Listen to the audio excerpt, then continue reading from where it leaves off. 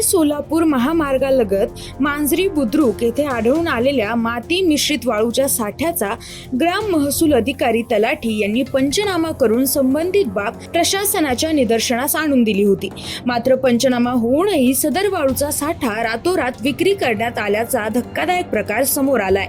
यामुळे महसूल प्रशासनाच्या कार्यपद्धतीवर गंभीर प्रश्नचिन्ह निर्माण झाले असून पंचनामा झाल्यानंतरही वाळूचा साठा कसा काय हलवण्यात आला याबाबत नागरिकांमध्ये संताप व्यक्त होतोय।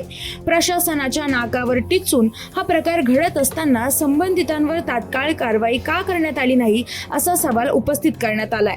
स्थानिकांच्या मते पंचनामा झाल्यानंतर संबंधित वाळू साठा जप्त करून त्या ठिकाणी देखरेख ठेवणे अपेक्षित होते, मात्र तसे न झाल्याने वाळू माफिया संधी साधत रातोरात संपूर्ण साठ्याची विक्री केल्याचा आरोप होतोय।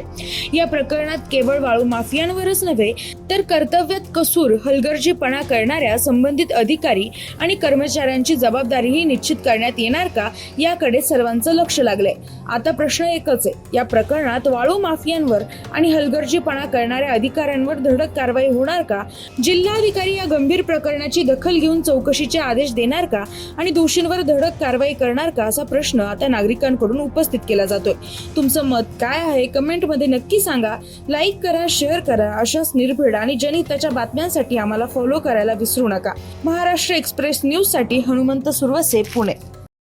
आपल्या परिसरातील ताज्या आणि महत्त्वाच्या बातम्या पाहण्यासाठी आजच महाराष्ट्र एक्सप्रेस न्यूज चॅनलला YouTube वर सबस्क्राइब करा आणि बेल आयकॉन प्रेस करा।